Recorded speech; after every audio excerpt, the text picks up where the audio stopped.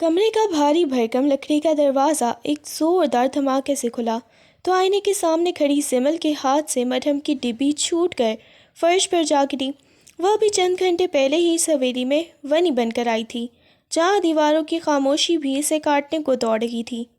آئینے میں اس کا عکس اس کے نصیب کی طرح دھندلا اور زخمی تھا۔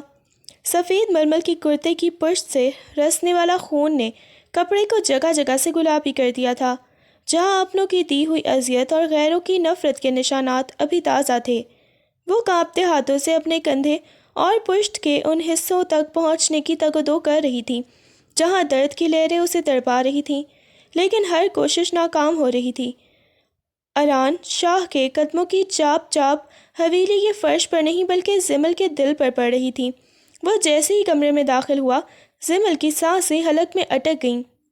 خوف کے مارے اس کا رنگ پھک پڑ گیا اور وہ حواس باختہ ہو کر زمین پر گرا اپنا دوپٹہ اٹھانے کے لیے جھکی ہی تھی کہ ایک مضبوط اور آہنی گرفت نے اس کے بازو کو جکڑ لیا۔ آران نے ایک جھٹکے سے اسے بازو دوبارہ آئینے کے سامنے کھڑا کر دیا۔ اس کی سیاہ آنکھیں زمل کے چہرے پر پڑے خراشوں کے نشانات اور پیٹھ پر چمکتی سرخی کو دیکھ کر مزید گہری ہو گئیں۔ وہ جانتا تھا کہ یہ ظلم کس کا ہے۔ اس کی اپنی فیملی نے اس دشمن کی بیٹی کا استقبال کس بے رحمی سے کیا تھا۔ زمل نے شرم اور خوف کے مارے خود کو سمیٹنے اور وہاں سے بھاگنے کی کوشش کی۔ اس کا پورا وجود دہکتے کوئلے کی طرح لال ہو رہا تھا، لیکن آران نے اسے دیوار اور اپنے حصار کے درمیان قید کر لیا۔ اس کا بازو سختی سے کھینچتے ہوئے آران کی گرجدار آواز کمرے میں گونجی، خبردار جو تم نے آج کے بعد مجھ سے دور جانے کی کوشش کی، یہاں خاموشی سے کھڑی رہو۔ آران نے میز پر رکھی مرہم کی ڈبی اٹھائی اور زمل کے بالوں کو ایک طرف کر کے اس کی برہنہ پشت پر موجود زخموں کو چھوا۔ جیسے ہی اس کے پوروں کا لمس ان تازہ زخموں سے ٹکرایا، زمل کے منہ سے ایک دبی دبی سسکی نکلی اور اس نے بے اختیار اپنی آنکھیں میچ لیں۔ آران کی گرم اور بھاری سانسوں کی تپش اب اس کی پشت پر صاف محسوس ہو رہی تھی، جس نے اسے ستا زدہ کر دیا۔ وہ ساکت کھڑی تھی جبکہ آران نہایت آہستگی مگر مہارت سے اس کے زخموں کو بھر رہا تھا۔ تپتے ہوئے وجود پر مرہم کی ٹھنڈک اور آران کے لمس کی تپش نے ایک عجیب سا تلاطم برپا کر دیا تھا۔ آنکھوں کے بند کواڑوں سے آنسو ٹوٹ ٹوٹ کر اس کے رخساروں کو بھگونے لگے، لیکن اس کا جسم کانپنا بند نہیں ہوا تھا۔ اسی لمحے آران مزید جھکا اور اس کے کان کے بالکل قریب ہو کر اپنی مخصوص بھاری اور روب دار آواز میں سرگوشی کی۔ تمہیں کیا لگا تھا زمل کہ تم اس گھر میں صرف ایک ونی بن کر آئی ہو؟ تم جاگتی آنکھوں سے دیکھا گیا میرا وہ خواب ہو جسے میں نے نفرت کی آگ میں جل کر پورا کیا ہے۔ زمل کی ہچکیاں اب ضبط کی تمام حدیں عبور کر چکی تھیں۔ اس کے ننھے سے وجود پر جھیلے گئے زخموں کی اذیت اب لفظوں میں ڈھل کر آنسوؤں کے ساتھ بہہ رہی تھی۔ وہ روتے ہوئے کسی معصوم اور سہمے ہوئے پرندے کی طرح تڑپی اور بھرائی ہوئی آواز میں التجا کرنے لگی۔ اران شاہ، مجھے جانے دیں، میں بہت زیادہ تکلیف میں ہوں۔ آپ کے گھر والوں نے مجھ پر بہت ظلم کیا ہے، میرا کیا قصور ہے؟ وہ اپنی چھوٹی سی عمر اور معصومیت کے ہاتھوں مجبور ہو کر اسے رحم کی بھیک دے رہی تھی۔ اسے لگا تھا کہ شاید اس کی حالت دیکھ کر اس پتھر دل انسان کا سینہ پگھل جائے گا، مگر اران کے ارادے تو کچھ اور ہی بلندیوں پر تھے۔ اس نے زمل کی کسی بات پر کان دھرنے کے بجائے ایک زوردار جھٹکے سے اسے کھینچ کر اپنے آہنی وجود کے ساتھ بھینچ لیا۔ زمل کا نازک جسم اران کے تپتے ہوئے اور سخت وجود سے ٹکرایا تو اسے اپنی پسلیاں ٹوٹتی ہوئی محسوس ہوئیں۔ اس کی آنکھیں بے اختیار بند ہو گئیں اور وہ اران کے قرب کی حدت سے کانپنے لگی۔ اران نے اس کے بالوں میں اپنی انگلیاں سختی سے پیوست کیں اور اس کا چہرہ اپنے لبوں کے اتنا قریب کر لیا کہ دونوں کی سانسیں ایک دوسرے میں پیوست ہونے لگیں۔ اس کی آواز میں ایک عجیب سی خنکی اور فاتحانہ غرور تھا جب وہ نہایت ہی صفاقی اور شدت سے زمل کے کان میں غرا کر بولا، میں نے سنا ہے کہ ونی بن کر آنے والی عورتیں دشمن کے وارث پیدا نہیں کرتیں، وہ صرف ماتم کرتی ہیں، لیکن میں تو آج تمہیں اپنی آنکھوں کے سامنے اس لیے لایا ہوں کہ تمہیں اپنی باہوں میں بھر کر اپنے نام کی وہ مہر لگاؤں جو مٹائے نہ مٹے۔ میں آج تمہیں اپنے وارث کی ماں بناؤں گا زمل شاہ، اور یہ میرا فیصلہ ہے جسے بدلنے کی طاقت خود تمہارے اندر بھی نہیں ہے۔ زمل کا سانس اس کے اس بے باک اور خوفناک اعلان پر سینے میں ہی قید ہو گیا۔ اسے محسوس ہوا آران دھیرے دھیرے شام کے سائے گہرے ہو رہے تھے اور حویلی کے اپنے کمرے میں زمل بیٹھی بیڈ پر الٹی لیٹی ایک ناول کے سحر میں کھوئی ہوئی تھی۔ کمرے میں پھیلی خاموشی اور کتاب کے لفظوں کی خوشبو اسے ایک الگ ہی دنیا میں لے گئے تھے۔ کہ اچانک باہر صحن سے آنے والے شور شرابے اور چیخو پکار نے اس کے ہوش اڑا دیے۔ وہ جھٹکے سے اٹھی اور ننگے پاؤں باہر کی طرف بھاگی۔ صحن کا منظر دیکھ کر اس کے قدم وہیں منجمد ہو گئے۔ اس کا باپ جعفر خان بدحواسی کے عالم میں ادھر ادھر چھپنے کی جگہ ڈھونڈ رہا تھا۔ اس کا چہرہ خوف سے زرد تھا اور وہ بری طرح ہانپ رہا تھا۔ زمل کی نظر جیسے ہی اپنے باپ کے کپڑوں اور ہاتھوں پر پڑی، اس کا دل ڈوبنے لگا۔ کپڑوں پر جگہ جگہ گہرے نشانات تھے جو کسی ہولناک حادثے کی گواہی دے رہے تھے۔ جعفر خان نے اپنی بیوی اور بیٹی کو دیکھتے ہی پاگلوں کی طرح چلانا شروع کر دیا۔ تم لوگ یہاں سے چلی جاؤ، ابھی کے ابھی یہاں سے نکل جاؤ، وہ لوگ آتے ہی ہوں گے، سب کچھ ختم ہو جائے گا۔ زمل نے لرزتی آواز میں پوچھا، بابا یہ سب کیا ہے؟ آپ اس حال میں کیوں ہیں؟ لیکن اس سے پہلے کہ اس سے کوئی جواب ملتا، باہر گاڑیوں کے رکنے اور بھاری بوٹوں کی آوازوں نے پورے گھر کو اپنی لپیٹ میں لے لیا۔ آران شاہ کے مسلح آدمی دیواریں پھلانگ کر اندر داخل ہو چکے تھے۔ فضا میں ایک عجیب سی دہشت بھر گئی تھی۔ جعفر خان کو گھسیٹتے ہوئے باہر لے جایا گیا اور ساتھ ہی زمل اور اس کی ماں کو بھی زبردستی پنچایت کے مقام پر پہنچا دیا گیا۔ گاؤں کے وسط میں برگد کے پرانے درخت کے نیچے پنچایت لگی تھی، جہاں آران شاہ ایک اونچی کرسی پر نہایت جاہ و جلال کے ساتھ بیٹھا تھا۔ جیسے ہی زمل کو وہاں لایا گیا، آران کی سرد اور شکاری نظریں اس کے معصوم چہرے پر آ کر ٹھہر گئیں۔ آران شاہ جو برسوں سے اس لڑکی کے خواب دیکھتا آیا تھا اور اسے دور سے چاہنے کی آگ میں جل رہا تھا، آج اس حقیقت سے ٹکرایا تھا کہ جس شخص نے اس کے چھوٹے بھائی کی زندگی چھینی ہے، یہ اسی کی بیٹی ہے۔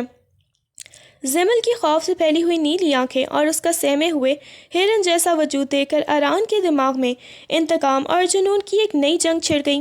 وہ ساری دنیا کو بھول کر صرف اسے دیکھ رہا تھا۔ اس کی نگاہوں میں ایک ایسی عجیب سی چمک تھی جو دیکھنے والوں کے بھی دل دہلا دے۔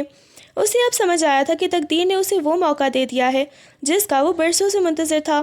اسے اپنی انا اور بھائی کے دکھ کے پیچھے چھپا وہ جنون یاد آیا جو اب زمل کو اپنی قید میں لینے کے لیے بے قرار تھا۔ پنچایت کے شور میں آران کی خاموشی سب سے زیادہ ہولناک تھی۔ وہ زبردستی وہاں کھڑی زمل کو اپنی نظروں سے جکڑ چکا تھا، گویا وہ اسے بھی ابھی اسی وقت اپنی ملکیت قرار دینا چاہتا ہو۔ پنچایت میں ہو کا عالم تھا۔ ہر طرف گہری خاموشی چھائی ہوئی تھی، جس میں صرف دور کہیں کتوں کے بھونکنے کی آوازیں سنائی دے رہی تھیں۔ گاؤں کے بڑے بوڑھے سر جوڑ کر بیٹھے تھے اور سب کا ایک ہی مطالبہ تھا کہ خون کا بدلہ صرف خون ہی ہونا چاہیے۔ جعفر خان زمین پر گھٹنوں کے بل بیٹھا لرز رہا تھا، جبکہ زمل اپنی ماں کے پیچھے چھپی آنسو بہا رہی تھی۔ آران شاہ کافی دیر تک خاموش رہا۔ اس کی نظریں مسلسل زمل کے سہمے ہوئے چہرے پر جمی تھیں۔ اچانک اس نے کرسی کی پشت سے ٹیک ہٹائی اور سامنے کی طرف جھک کر اپنی بھاری آواز میں وہ لفظ کہے جس نے سب کے ہوش اڑا دیے، مجھے جعفر خان کی جان نہیں چاہیے، مجھے اس کی بیٹی ونی میں چاہیے۔ یہ جملہ کسی دھماکے سے کم نہیں تھا۔ آران کے کزن، اس کے چچا اور خود اس کا باپ ارشد شاہ حیرت کے مارے اپنی جگہ سے کھڑے ہو گئے۔ ان کے خاندان کی تاریخ میں کبھی ایسا نہیں ہوا تھا، نہ تو انہوں نے کبھی کسی کی بیٹی ونی کی تھی اور نہ ہی کبھی ان کے خاندان میں کسی عورت کو اس طرح گھر لایا گیا تھا۔ اس کے ہاں تو صرف گولی کا جواب گولی سے دیا جاتا تھا۔ آران، یہ تم کیا بکواس کر رہے ہو؟ ارشد شاہ نے غصے سے دھاڑتے ہوئے اپنے بیٹے کا بازو پکڑا۔ ہمارے خاندان کی غیرت ہمیں اس بات کی اجازت نہیں دیتی۔ ہم دشمنوں کو مارتے ہیں، ان کی بیٹیاں گھر نہیں لاتے۔ ہوش میں آؤ، خون کا بدلہ صرف خون ہے۔ آران نے بڑی ہی بے نیازی سے اپنا بازو چھڑایا اور اپنے باپ کی آنکھوں میں آنکھیں ڈال کر بولا، خون کا بدلہ خون ہوتا تو آج یہاں ایک اور جنازہ اٹھتا، لیکن میں نے فیصلہ کر لیا ہے، مجھے یہ لڑکی ونی میں چاہیے، ابھی اور اسی وقت۔ آران کے کزن شاہ میر نے آگے بڑھ کر طنزیہ لہجے میں کہا، بھائی، ایک معمولی کسان کی بیٹی کے لیے آپ ہمارے خاندان کے اصول توڑ رہے ہیں۔ یہ لڑکی ہمارے پیروں کی دھول کے برابر بھی نہیں ہے۔ آران کے لبوں پر ایک زہریلی مسکراہٹ ابھری۔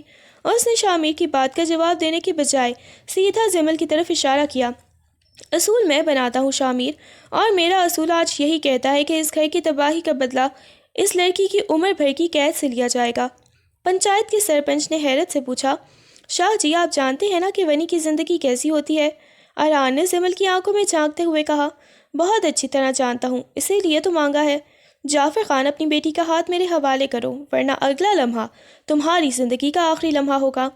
زمل نے سسکتے ہوئے اپنے باپ کا دامن تھاما، لیکن آران شاہ کی نظروں کا حصار اسے بتا رہا تھا کہ اب اس کی زندگی کا ہر فیصلہ اس شخص کی مٹھی میں بند ہو چکا ہے۔ پنچایت کے کھردرے اور گرد آلود فرش پر بیٹھی زمل کی ہچکیاں تھمنے کا نام نہیں لے رہی تھیں۔ اس کی سرخ سوجی ہوئی آنکھیں بار بار اپنے باپ کے پتھرائے ہوئے چہرے کی طرف اٹھتیں، جیسے موت سے کی امید کر رہی ہوں کہ کاش کوئی اسے جیتے جی موت کے فیصلے کو روک دے، مگر اران شاہ کی آواز کسی سنگلاخ چٹان کی طرح اٹل تھی جس نے پورے مجمع میں سکتہ طاری کر رکھا تھا۔ ارشد شاہ اور خاندان کے باقی مردوں نے اران کو بازوؤں سے پکڑ کر پیچھے دھکیلنے کی کوشش کی اور غصے سے پھٹتے ہوئے چلائے کہ اران، ہوش کے ناخن لو، ہمارے خانزادوں کی تاریخ میں آج تک کبھی کسی نے دشمن کی بیٹی کو ونی بنا کر گھر نہیں لایا گیا، یہ ہمارے خون کی توہین ہے۔ اگر تمہیں بدلہ ہی لینا تھا تو اس قاسم کا سینہ گولیوں سے چنی کر دو، مگر یہ ذلت کا راستہ مت اپناؤ۔ لیکن اران نے اپنی سرد اور تیکھی نظر زمل کے معصوم چہرے پر گاڑتے ہوئے دو ٹوک لہجے میں کہہ دیا کہ میرا فیصلہ آخری ہے، مجھے خون کے بدلے خون نہیں بلکہ اس گھر کی یہ رونق اپنے آنگن کی لونڈی بنا کر چاہیے، اور آخر کسی نے میرے فیصلے کے آڑے آنے کی کوشش کی تو یاد رکھنا کہ اران شاہ اپنوں کو بھی معاف کرنا نہیں جانتا۔ پنچایت کے سرپنچ نے بھاری دل کے ساتھ جب نکاح کے الفاظ ادا کیے تو زمل کو لگا جیسے اس کی روح اس کے جسم سے کھینچ لی گئی ہو۔ وہ بے بسی سے اپنے باپ کا دامن تھام کر سسکتی رہی کہ بابا مجھے اس درندے کے حوالے مت کریں، میں مر جاؤں گی، لیکن اران نے ایک وحشیانہ جھٹکے سے اس کا ہاتھ اپنے باپ کے دامن سے چھڑایا اور اسے گھسیٹتا ہوا اپنی کالی شیشوں والی گاڑی کی طرف لے جانے لگا۔ پیچھے اس کا باپ اور خاندان والے دہائیاں دیتے رہ گئے، مگر اران کی دہشت کے آگے کسی کی ہمت نہ پڑی کہ قدم آگے بڑھا سکے۔ جیسے ہی اران اسے زبردستی گاڑی کی پچھلی نشست پر پٹخا، زمل پاگلوں کی طرح دروازے کے ہینڈل مارنے لگی اور اونچی آواز میں چیخ کر رونے لگی کہ مجھے چھوڑ دو، تم ایک ظالم انسان ہو، میں تمہارے ساتھ کبھی نہیں جاؤں گی۔ اس کا شور و غوغا جب اران کی برداشت سے باہر ہوا تو اس نے ایک دم پلٹ کر اس کا جبڑا اپنی مضبوط انگلیوں میں دبوچا اور اس کی آنکھوں میں آنکھیں ڈال کر اتنے خوفناک لہجے میں ڈانٹا کہ زمل کا خون منجمد ہو گیا۔ خاموش، اگر اب تمہارے حلق سے ایک لفظ بھی نکلا تو یاد رکھنا کہ تمہارے باپ کی لاش اسی پنچایت کے صحن میں تڑپ رہی ہوگی۔ تمہیں کیا لگا تھا یہ کوئی کھیل ہے؟ تم اب اران شاہ کی جاگیر ہو اور میری جاگیر میں صرف میری مرضی چلتی ہے۔ اپنا یہ رونا دھونا بند کرو ورنہ میں اگلا قدم تمہارے وہم و گمان میں بھی نہیں ہوگا۔ اران کی اس گرجدار آواز اور چہرے کی صفاقی نے زمل کو اس قدر خوفزدہ کر دیا کہ اس کی آواز حلق میں ہی گھٹ کر رہ گئی۔ وہ سہم کر سیٹ کے کونے میں لگ گئی اور صرف اس کی لرزتی ہوئی سانسوں کی آواز خاموش گاڑی میں گونجنے لگی۔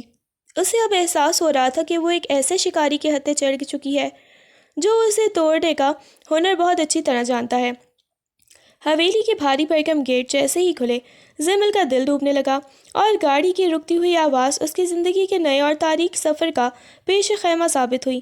اران شاہ نے ایک وحشیانہ جھٹکے سے گاڑی کا دروازہ کھولا اور سیٹ کے کونے میں دبکی ہوئی لرزتی زمل کا بازو پکڑ کر اسے باہر گھسیٹا۔ وہ سسکیاں بھرتی رہی مگر اران کے قدموں میں اتنی تیزی تھی کہ زمل کے پاؤں زمین پر ٹک نہیں پا رہے تھے۔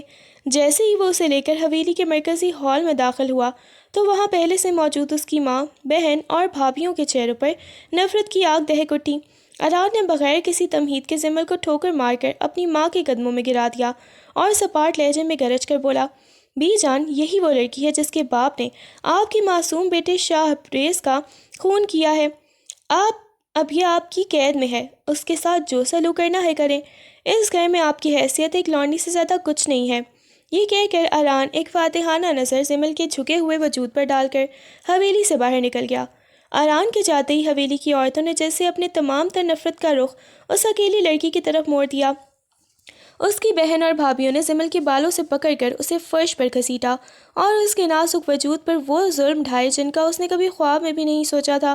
کسی نے اسے تھپڑ رسید کیے تو کسی نے اس کے سفید کرتے کو پیچھے سے چاک کر کے اس کی پشت پر اپنی نفرت کے نشانات ضبط کر دیے۔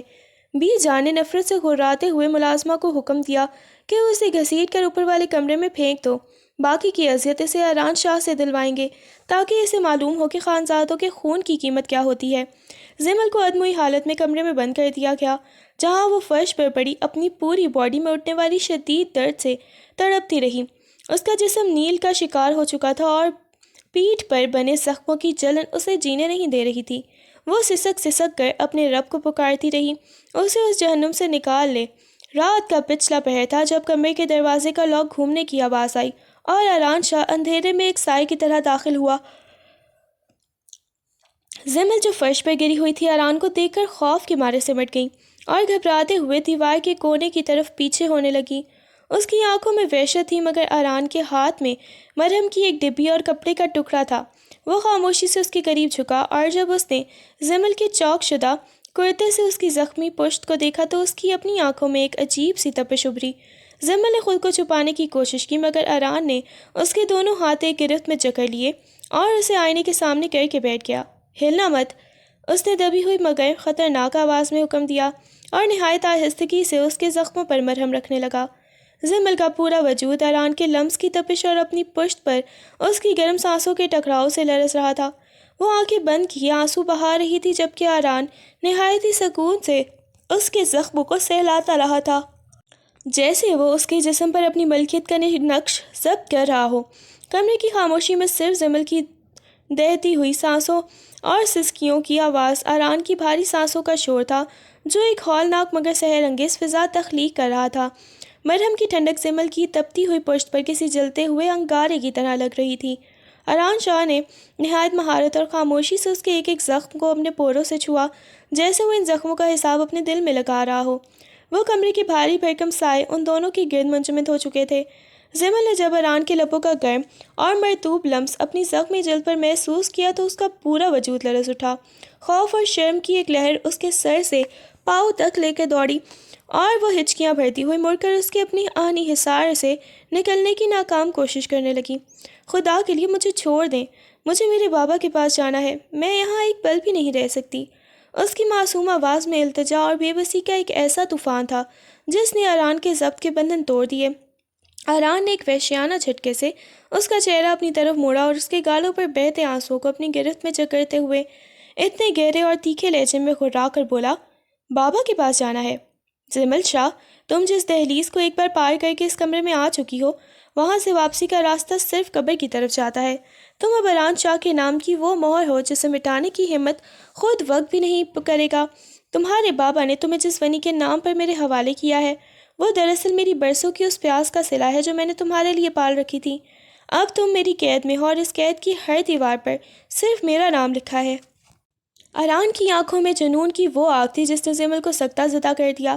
اسے احساس ہوا وہ کسی انسان کے نہیں بلکہ ایک ایسے شکاری کے ہتھے چڑھی ہے جو اسے محبت اور نفرت کے بیچ کہیں مار دینا چاہتا ہے۔ دن گزرتے گئے مگر زمل کے لیے حویلی کا ہر پل ایک نئی قیامت بن کر ٹوٹتا رہا۔ اران کی ماں اور نندوں نے جیسے تہیا کر رکھا تھا کہ وہ اسے جیتے جی مار ڈالیں گی۔ سارا دن اس سے حویلی کے بھاری کام کروانا، اسے بھوکا رکھنا اور ذرا سی غلطی پر اس کے نازک وجود پر ہاتھ اٹھانا ان کا معمول بن چکا تھا۔ ایک رات جب اران شاہ حویلی واپس لوٹا تو اسے کمرے میں ہر طرف بکھرا ہوا سامان اور زمین پر بے سود پڑی زمل نظر آئی۔ اس کا چہرہ زرد پڑ چکا تھا اور خشک لبوں پر پیاس کی شدت صاف عیاں تھی۔ اران کا دل ایک لمحے کے لیے دھڑکنا بھول گیا۔ وہ تیزی سے آگے بڑھا اور زمل کے ادھموئے وجود کو اپنی باہوں میں بھر کر بیڈ پر لٹایا۔ اس نے جگ سے پانی کے چھینٹے اس کے چہرے پر مارے تو زمل نے ہذیانی کیفیت میں اپنی آنکھیں کھولیں۔ وہ ہوش میں آنے کے بجائے مزید گھبرا گئی اور نیم بے ہوشی میں بھی اپنے ہاتھ پاؤں مارنے لگی، جیسے وہ اب بھی کسی کے ظلم سے بچنا چاہتی ہو۔ نہیں، مت مارے مجھے، بی جان، خدا کے لیے چھوڑ دیں۔ اس کی کانپتی ہوئی آواز اران کے سینے میں کسی خنجر کی طرح لگی۔ اس نے زمل کو زبردستی اپنی گود میں لیا اور اس کا سر اپنے چوڑے سینے سے لگا کر اسے پرسکون کرنے کی کوشش کرنے لگا۔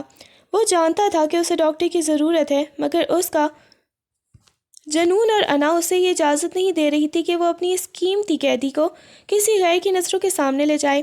وہ اسے اپنے وجود کی گرمی سے ہوش میں لانا چاہتا تھا۔ زمل نیم بے ہوشی کی حالت میں اس کے مضبوط حصار میں قید تھی اور اران اسے اپنے سینے سے اتنا سختی سے لگائے بیٹھا تھا جیسے وہ اسے اپنی روح میں جذب کر لینا چاہتا ہو۔ تمہیں کہیں نہیں جانا زمل، تم صرف میری ہو، چاہے یہ دنیا تمہیں مارنے کی کوشش کرے یا خود تم مجھ سے دور بھاگنا چاہو، میں تمہیں موت کے ہاتھوں سے بھی چھین کر اپنے سینے میں چھپا لوں گا۔ اران کی یہ سرگوشی کمرے کی اندھیرے میں کسی قدیم قسم کی طرح گونجی اور وہ اسی طرح اسے اپنی گود میں لیے پوری رات جاگتا رہا، جبکہ زمل اس کے دل کی دھڑکنوں کے شور میں اپنے دکھوں کو عارضی طور پر بھول کر نیند کی آغوش میں پناہ لے رہی تھی۔ زمل کا پورا وجود درد کی شدت سے چٹخ رہا تھا۔ اسے محسوس ہو رہا تھا جیسے اس کی ہڈیوں میں سیسا بھر دیا گیا ہو، لیکن اران شاہ کے مضبوط حصار میں قید رہنا اسے اس جسمانی اذیت سے کہیں زیادہ تکلیف دہ لگ رہا تھا۔ جیسے ہی اران کی گرفت ذرا ڈھیلی ہوئی اور اس کے گہرے سانسوں کی ترتیب نے بتایا کہ وہ نیند کی آغوش میں ہے، زمل نے نہایت احتیاط سے خود کو اس کے سینے سے الگ کیا۔ اس کی لرزتی ہوئی ٹانگیں اس کا ساتھ نہیں دے رہی تھیں، مگر آزادی کی طرف نے اسے وہ ہمت دے دی جو اس کے نحیف جسم میں موجود ہی نہیں تھی۔ وہ دبیلی بلی کی طرح دبے قدموں کمرے سے نکلی، کالی اندھیری راہداریوں کو عبور کرتے ہوئے جب وہ حویلی کے بھاری بھرکم گیٹ تک پہنچی تو پہرے داروں کی غفلت اس کے کام آئی۔ وہ ننگے پاؤں سڑک پر بھاگنے لگی، ٹھنڈی ہوا اس کے تپتے چہرے سے ٹکرا رہی تھی اور دور کہیں اسے نجات کی کرن نظر آ رہی تھی۔ وہ ابھی سڑک کے درمیانی حصے تک پہنچی ہی تھی کہ اچانک ہیڈ لائٹس کی تیز روشنی نے اس کی آنکھوں کو چندیا دیا اور ٹائروں کے رگڑنے کی زوردار آواز کے ساتھ ایک سیاہ چمچماتی گاڑی اس کے بالکل سامنے آ کر رکی۔ زمل کا سانس حلق میں اٹک گیا اور وہ پتھرائی ہوئی آنکھوں سے گاڑی کے کھلتے ہوئے دروازے کو دیکھنے لگی۔ گاڑی سے اران شاہ برآمد ہوا۔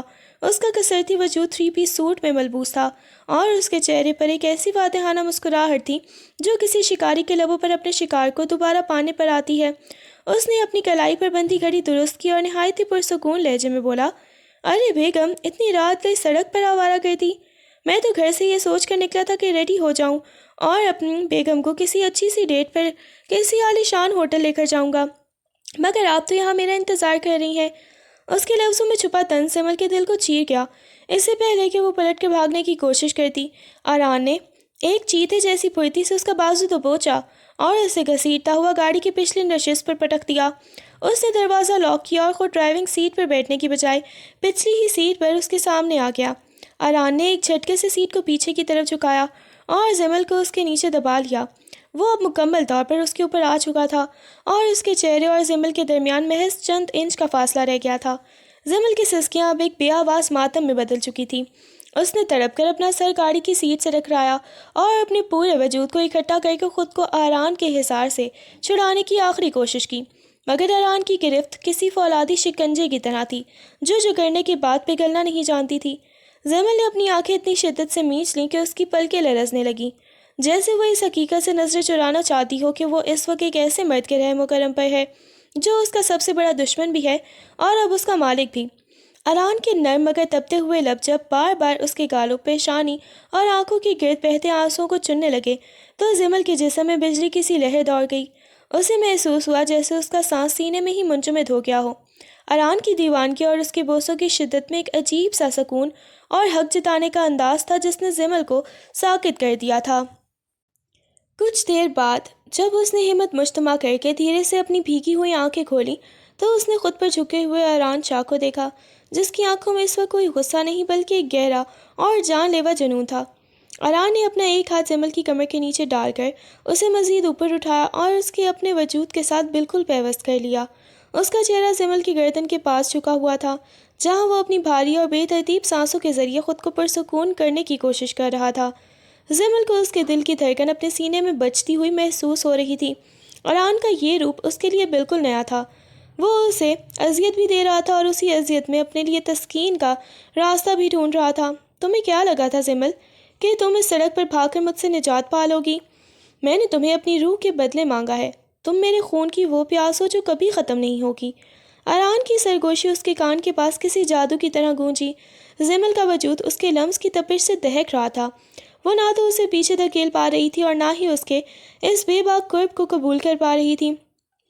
وہ بس ایک بے جان گڑیا کی طرح اس کے بازوؤں میں پڑی اپنی بربادی کا تماشا دیکھ رہی تھی، جبکہ اران شاہ اسے اپنی باہوں میں بھرے خاموش سڑک پر کھڑی گاڑی کے اندر اپنی جیت کا جشن منا رہا تھا۔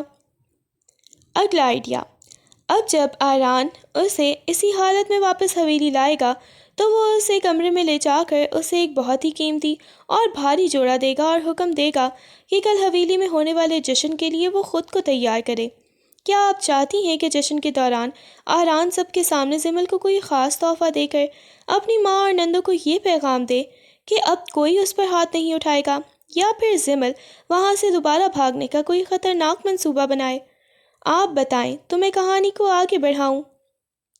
اران کی آنکھوں میں جنون کے انگارے دہک رہے تھے جب اس نے زمل کے گال پر اپنی انگلی کی پشت پھیری اور نہایت ہی بھاری اور خطرناک آواز میں سرگوشی کی۔ کہاں بھاگنے کی تیاری کر رہی تھی زمل شاہ؟ تمہیں لگا تھا کہ اران شاہ کی نظروں سے بچ کر تم اس سنسان سڑک پر اپنی زندگی پالو گی؟ زمل نے سسکتے ہوئے اپنا چہرہ موڑنا چاہا مگر اس نے زبردستی اسے اپنی آنکھوں میں دیکھنے پر مجبور کر دیا۔ دیکھو ذرا ارد گرد، یہ سڑک اس وقت بالکل سنسان ہے، یہاں کوئی نہیں ہے جو تمہاری چیخیں سن سکے یا تمہیں مجھ سے بچا سکے۔ اس وقت میں تمہارے ساتھ کچھ بھی کر سکتا ہوں، کوئی بھی حق جتلا سکتا ہوں اور کوئی مجھے روکنے والا نہیں ہوگا۔ اب بتاؤ، اپنی مرضی سے واپس حویلی چلو گی یا میں یہیں اسی سڑک کے بیچوں بیچ تمہیں وہ سبق سکھاؤں جو تم رہتی دنیا تک یاد رکھو گی؟ اران کا لہجہ اتنا صفاق اور اس کی قلب کی تپش اتنی شدید تھی کہ زمل کا رہا سہا حوصلہ بھی جواب دے گیا اور وہ بے بسی سے پھوٹ پھوٹ کر رونے لگی، جبکہ اران اس کے آنسوں کو اپنے لبوں سے چننے کے لیے مزید اس کے قریب ہو گیا۔ زمل کی سسکیاں اب ایک بے آواز ماتم میں بدل چکی تھیں۔ اس نے تڑپ کر اپنا سر گاڑی کی سیٹ سے ٹکرایا اور اپنے وجود کو اکٹھا کر کے خود کو اران کے حصار سے چھڑانے کی آخری کوشش کی، مگر اران کی گرفت کسی فولادی شکنجے کی طرح تھی جو کرنے کے بعد پگھلنا نہیں جانتی تھی۔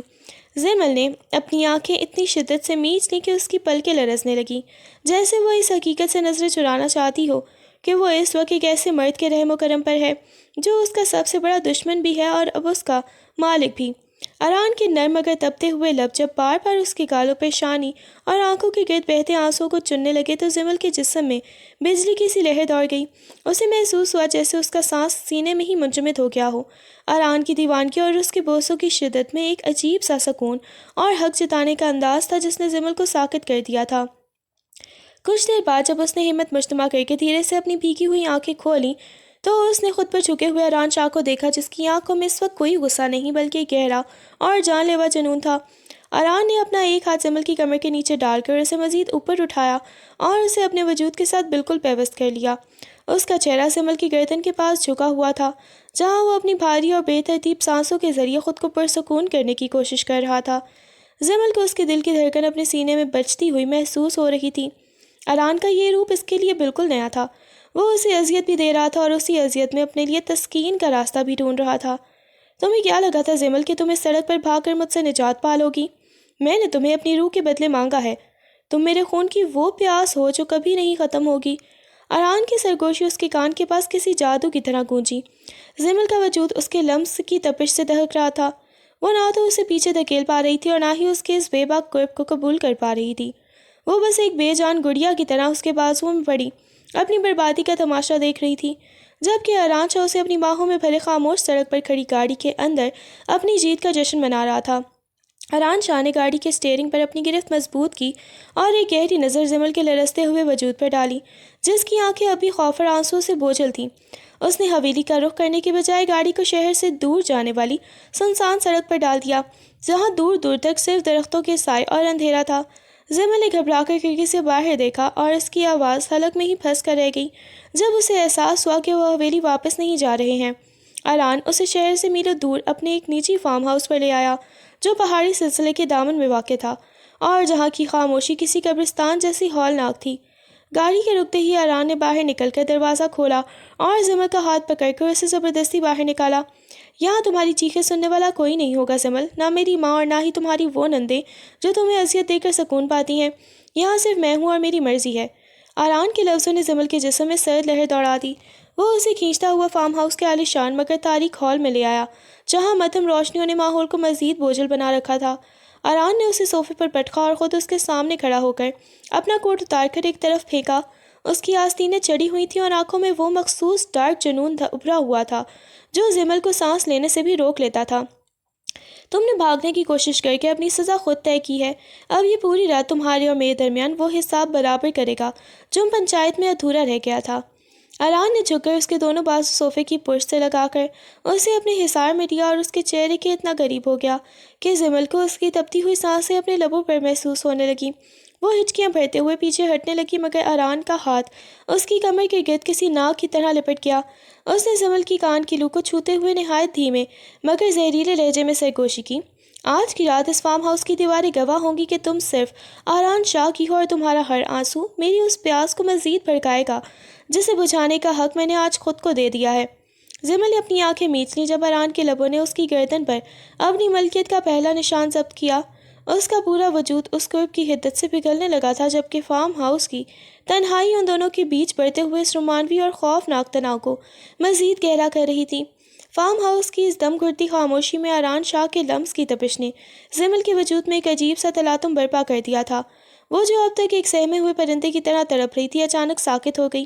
اران کے لبوں کا لمس جب اس کی گردن سے ہوتا ہوا اس کے رخسار تک پہنچا تو زمل نے اسے پیچھے دھکیلنے کے بجائے بے اختیار اپنی مٹھیاں بھینچ لیں اور اس کے چوڑے کندھوں پر اپنے ہاتھ ٹکا دیے۔ خوف کی جگہ اب ایک انجانی سی وارفدگی نے لے لی تھی۔ اسے محسوس ہوا جیسے اران کا یہ جنون، یہ شدت اور یہ بے باک قرب بھی اس کا مقدر ہے۔ اس نے مزاحمت کرنا چھوڑ دیا اور اپنی لرزتی ہوئی آنکھیں موند کر اپنا سر اران شاہ کے کندھشانے پر ٹکا دیا۔ اران جو اب تک اسے ایک باغی سمجھ کر اپنی گرفت میں جکڑے ہوئے تھا، زمل کی اس اچانک بدلے ہوئے روپ پر ایک لمحے کے لیے ٹھٹک گیا، مگر اگلے ہی پل اس کی آنکھوں میں مسرت اور فاتحانہ چمک لہرائی۔ اس نے اپنی گرفت مزید مضبوط کر لی اور زمل کے لرزتے ہوئے وجود کو اپنے سینے میں پیوست کر لیا۔ زمل اب اس کے ہر لمس کا جواب ایک خاموش وارفدگی سے دے رہی تھی، گویا وہ اس اذیت میں بھی اپنے لیے کوئی سکون ڈھونڈ رہی ہو۔ اران نے اس کے چہرے کو اپنے دونوں ہاتھوں کے پیالے میں بھرا اور اس کی آنکھوں میں جھانکتے ہوئے نہایت دھیمے مگر گہرے لہجے میں سرگوشی کی۔ تمہاری یہ خاموشی اور یہ ساتھ، زمل، تم نہیں جانتی کہ تم نے میرے اندر کی آگ کو کتنا بھڑکا دیا ہے۔ اب تم میری قید میں نہیں، میری روح میں شامل ہو رہی ہو۔ زمل نے ہذیانی کیفیت میں اپنی آنکھیں کھولیں اور اپنے سامنے جھکے اس شخص کو دیکھا جو اس کا سب سے بڑا دشمن تھا، مگر اس وقت اس کا وجود اران کے لمس کی حدت سے پگھل رہا تھا۔ اس نے اپنے لبوں پر اران کی تپتی سانسیں محسوس کیں اور خود کو مکمل طور پر اس کے حوالے کر دیا۔ فارم ہاؤس کی دیواریں اس رات ایک ایسی داستان کی گواہ بن رہی تھیں جہاں نفرت اور محبت کی سرحدیں دھندلا گئی تھیں۔ اران نے اسے اپنی باہوں میں اٹھایا اور بیڈ کی طرف بڑھا، جہاں چاندنی کھڑکی کے راستے اندر جھانک کر اس بدلتی ہوئی حقیقت پر اپنی مہر ضبط کر رہی تھی۔ زمل اس کے سینے سے لگی اس کے دل کی دھڑکنیں گن رہی تھی۔ وہ اب اس سے دور نہیں بھاگنا چاہتی تھی، بلکہ اس کے تاریک رومانس کے سمندر میں ڈوب جانا چاہتی تھی جہاں صرف اران شاہ کا راج تھا۔ جیسے ہی فارم ہاؤس کی کھڑکیوں سے صبح کی پہلی کرن اندر داخل ہوئی، زمل کی آنکھیں ایک شدید لہر کے ساتھ کھلیں، مگر وہ سکون کی صبح نہیں بلکہ ایک قرب کا آغاز تھا۔ اسے اپنے پورے وجود میں ایک عجیب سی تھکن اور بھاری پن محسوس ہو رہا تھا۔ ابھی وہ اٹھنے کی کوشش کر ہی رہی تھی کہ اچانک اسے شدید متلی کا احساس ہوا اور وہ بدحواسی میں واش روم کی طرف بھاگی۔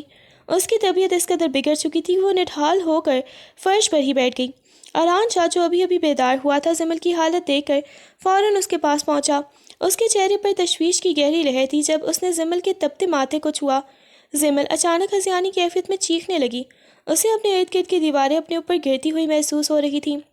ایک انجانا سا خوف اس کے اعصاب پر سوار ہو گیا تھا جو اسے سکون سے سانس بھی نہیں لینے دے رہا تھا۔ اران نے اسے اپنی باہوں میں بھرا اور فوراً گاڑی کی طرف بڑھا۔ اسے احساس ہو گیا تھا کہ زمل کا نازک وجود اس رات کی شدت اور پچھلے کئی دنوں کے صدمے کو برداشت نہیں کر پایا۔ جب وہ حویلی پہنچے تو سورج پوری آب و تاب سے چمک رہا تھا، مگر حویلی کے اندر کا ماحول اب بھی ویسا ہی زہریلا تھا۔ اران جیسے ہی زمل کو اٹھا کر ہال میں داخل ہوا، اس کی ماں اور نند پہلے سے ہی وہاں موجود تھے۔ ان کے چہرے پر ہمدردی کا ایک نقش بھی نہیں تھا، بلکہ بی جان نے نفرت سے منہ بسورتے ہوئے طنز کیا، لو آ گئی شہزادی، ابھی سے نخرے شروع ہو گئے ہیں، ونی بن کر آئی ہو اور چاہتی ہو کہ پورا گھر تمہارے پاؤں دبائے۔ اس کی نند نے بھی پاس کھڑے ہو کر زہریلے لہجے میں اضافہ کیا، بھائی آپ اسے سر پر چڑھا رہے ہیں، یہ سب ڈرامے ہیں تاکہ اسے کام نہ کرنا پڑے۔ ان تیکھے جملوں اور نفرت بھری نظروں نے زمل کے اندر کے خوف کو مزید بھڑکا دیا۔ اسے لگا جیسے یہ عورتیں اسے کچا چبا جائیں گی۔ اران نے غصے سے ان کی طرف دیکھا مگر کچھ کہے بغیر اسے سیدھا اپنے کمرے میں لے گیا اور اسے بیڈ پر لٹا دیا۔ کمرے کی تنہائی میں بھی زمل کا دل زور زور سے دھڑک رہا تھا۔ اسے لگ رہا تھا کہ جیسے ہی اران اس کمرے سے باہر جائے گا وہ عورتیں دوبارہ اس پر ٹوٹ پڑیں گی۔ اران جب اس کے پاس آ کر لیٹا تاکہ وہ تھوڑی دیر آرام کر سکے تو زمل نے سہمے ہوئے ہرن کی طرح خود کو اس کے محفوظ حصار میں چھپانے کی کوشش کی۔ وہ اس قدر خوف زدہ تھی کہ عادت سے زیادہ اران کے اوپر چڑھ کر اس کے چوڑے سینے سے چمٹ گئی۔ اس کے ہاتھ اران کے کرتے کو مضبوطی سے جکڑے ہوئے تھے جیسے وہ اسے اپنے آخری سہارا سمجھ رہی ہو۔ اران نے اس کے بالوں میں اپنی انگلیاں پھیرتے ہوئے اسے اپنے ساتھ بھینچ لیا۔ وہ زمل کی لرزتی ہوئی سانسوں کو اپنے سینے پر محسوس کر سکتا تھا۔ اسے اندازہ تھا کہ اس کی محبت اور اس کے گھر والوں کی نفرت نے زمل کو کس قدر توڑ دیا ہے۔ کوئی تمہیں ہاتھ نہیں لگائے گا زمل، اب تم صرف میری پناہ میں ہو۔ اران کی یہ سرگوشی زمل کے لیے کس واحد مرہم تھی جس نے اسے نیم بے ہوشی کے آغوش میں جانے میں مدد دی۔ اران شاہ نے جیسے ہی زمل کی حالت غیر ہوتی دیکھی اس کے ماتھے پر پسینے کی بوندیں چمک اٹھیں اور اس نے حواس باخودگی کے عالم میں ہی پورے کمرے میں دھاڑتے ہوئے ڈاکٹر کو پکارنا شروع کر دیا۔ اس کی آواز کی گونج حویلی کی دیواروں سے ٹکرا کر واپس آ رہی تھی جس میں ایک عجیب سی وحشت اور تڑپ چھپی تھی۔ کوئی ہے؟ جلدی سے ڈاکٹر کو بلاؤ، اگر اسے کچھ ہوا تو میں اس حویلی کی اینٹ سے اینٹ بجا دوں گا۔ آران کی گرج سن کر بی جان اور اس کی نندیں بھاگتی ہوئی کمرے میں داخل ہوئیں۔ ان کے چہروں پر اب بھی وہی حقارت تھی جو زمل کو دیکھتے ہی ابھر آتی تھی۔ بی جان نے آگے بڑھ کر تنزیہ لہجے میں کہا، آران ہوش کرو، ایک ونی کے لیے اتنا واویلا؟ یہ دشمن کی بیٹی ہے، اسے تڑپنے دو۔ یہ سب اس کے گناہوں کی سزا ہے۔ تم اسے اپنے سر پر چڑھا کر ہماری اور اپنے بھائی کے خون کی توہین کر رہے ہو۔ آران جو زمل کا سر اپنی گود میں لیے اسے ہوش میں لانے کی کوشش کر رہا تھا، اپنی ماں کی یہ بات سن کر ایک دم ساکت ہوا اور پھر آہستہ سے سر اٹھا کر ان کی طرف دیکھا۔ اس کی آنکھیں خون کی طرح سرخ ہو رہی تھیں اور چہرے پر ایک ایسی صفاقی تھی جو پہلے کبھی اپنوں کے لیے نہیں دیکھی گئی تھی۔ وہ اپنی جگہ سے اٹھا اور اپنی ماں کے بالکل سامنے آ کر اتنی بلند اور فیصلہ کن آواز میں چلائے کہ پورا کمرہ لرز اٹھا، بس بی جان، بہت ہو گیا۔ آج کے بعد اس لڑکی کے بارے میں ایک بھی زہریلا لفظ میرے کانوں تک نہیں پہنچنا چاہیے۔ آپ اسے ونی کہتی ہیں، اسے دشمن کی بیٹی سمجھتی ہیں، لیکن کان کھول کر سن لیں کہ یہ لڑکی اب صرف میری جاگیر نہیں بلکہ میری روح کا حصہ ہے۔ یہ میری وہ محبت ہے جسے میں نے برسوں اپنی سانسوں میں چھپا کر رکھا ہے۔ آران کا یہ اعتراف کسی بم دھماکے کی طرح پورے کمرے میں گونجا۔ بی جان اور اس کی نندیں حیرت کے مارے گونگی ہو کر اسے دیکھنے لگیں، کیونکہ انہوں نے خواب میں بھی نہیں سوچا تھا کہ پتھر دل آران کی شاہ کی کسی عورت کے لیے اس حد تک جا سکتا ہے۔ آران نے زمل کی طرف اشارہ کرتے ہوئے مزید شدت سے کہا، خون کا بدلہ لینا ہوتا تو میں اسے کب کا مار چکا ہوتا، لیکن میں نے اسے جینے کے لیے چنا ہے، کیونکہ اس کے بغیر میری اپنی زندگی کا کوئی وجود نہیں ہے۔ اگر آج کے بعد کسی نے اسے میلی آنکھ سے بھی دیکھا یا اس کے نازک وجود پر ہاتھ اٹھانے کی جرت کی تو وہ بھول جائے کہ میرا اس کے ساتھ کیا رشتہ ہے۔ آران شاہ اپنی محبت کی خاطر پوری دنیا سے لڑ سکتا ہے۔ اس کی اس وارننگ نے حویلی کی عورتوں کے پیروں تلے سے زمین ہی نکال دی۔ آران دوبارہ زمل کے پاس بیٹھا اور اسے نہایت پیار سے اپنے سینے سے لگا لیا، جبکہ زمل نیم بے ہوشی میں بھی اس کے مضبوط لمس کو محسوس کر کے تھوڑا پرسکون ہو رہی تھی۔ آران کی انگلیاں اس کے بالوں میں الجھی ہوئی تھیں اور وہ بار بار اس کے ماتھے پر بوسہ دے کر اسے یقین دلا رہا تھا کہ اب وہ اکیلی نہیں ہے۔ ڈاکٹر نے جب معائنے کے بعد آران شاہ کو کمرے سے باہر بلا کر وہ خوشخبری سنائی جو اس کی توقع اس حویلی کی دیواروں نے بھی نہیں کی تھی، تو آران کے پیر تلے سے زمین ہی نکل گئی۔ ڈاکٹر کے لفظ، مبارک ہو شاہ جی، آپ باپ بننے والے ہیں، آران کے کانوں میں کسی مقدس دعا کی طرح گونجنے لگے۔ اس کے چہرے پر برسوں سے جمی برف ایک لمحے میں پگھل گئی اور اس کی جگہ ایک ایسی مسرت نے لے لی جس نے اسے دنیا کا خوش نصیب ترین انسان بنا دیا۔ وہ دیوانہ وار کمرے میں داخل ہوا جہاں زمل ابھی ابھی ہوش میں آئی تھی اور نڈھال سی بیڈ کی پشت سے ٹیک لگائے بیٹھی تھی۔ آران نے بغیر کچھ کہے اسے اپنی باہوں میں بھر لیا اور اس کے ماتھے پر تڑپ کر بوسہ دیا۔ تم نے مجھے زندگی کا سب سے بڑا تحفہ دیا ہے زمل، تم میرے وارث کی ماں بننے والی ہو۔ آران کی آواز جذبات سے لرز رہی تھی۔ زمل جو اب تک خود کو ایک بے نام قیدی سمجھ رہی تھی، یہ سن کر ساکت رہ گئی۔ اس کی آنکھوں سے خوشی اور حیرت کے آنسو بہنے لگے۔ اسے لگا جیسے اس کے وجود کی تمام اذیتیں اس ایک خوشخبری نے دھو ڈالی ہوں۔ اسی لمحے ہی بی جان اور آران کی بہنیں زہریلے چہرے لیے کمرے میں داخل ہوئیں۔ ان کے ارادے اب بھی وہی تھے کہ زمل کو نیچا دکھایا جائے، مگر آران نے ان کے بولنے سے پہلے ہی گرج کر پورے کمرے کو لرزا دیا۔ بی جان، آج کے بعد اس لڑکی کو ونی کہنا تو دور کی بات ہے، اس کی طرف میلی آنکھ سے دیکھنا بھی گناہ ہوگا، کیونکہ یہ میرے آنے والے وارث کی ماں ہے۔ یہ آران شاہ کی عزت ہے اور اس گھر کی اصل ملکہ ہے۔ آران کا یہ اعلان کسی ایٹم بم کی طرح پھٹا۔ بی جان کے ہاتھ سے تسبیح چھوٹ گئی اور نندوں کے چہرے پھک پڑ گئے۔ آران نے اپنی ماں کی آنکھوں میں آنکھیں ڈال کر دو ٹوک لہجے میں کہا، اگر آپ کو میرا وارث چاہیے تو اس کی ماں کو وہ مقام دینا ہوگا جس کی وہ حقدار ہے۔ آج سے زمل اس حویلی کی وہ طاقت ہے جس کے سامنے سب کو جھکنا ہوگا، اور اگر کسی نے اسے تکلیف پہنچانے کی کوشش کی تو وہ آران شاہ کی قہر سے نہیں بچ پائے گا۔ آران کی اس بے پناہ محبت اور حق کے بیان نے حویلی کی عورتوں کے دلوں میں موجود نفرت کی واروں کو زمین بوس کر دیا۔ بی جان نے پہلی بار زمل کی طرف ممتا بھری نظروں سے دیکھا اور آگے بڑھ کر اس کے سر پر ہاتھ رکھ دیا۔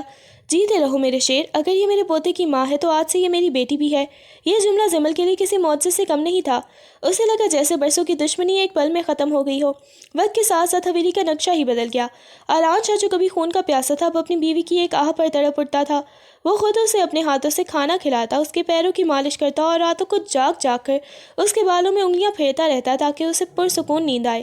زمل کی زندگی اب کسی خواب جیسی ہو گئی تھی، جہاں آران کی محبت نے اسے دنیا کی تمام تلخیوں سے محفوظ کر لیا تھا۔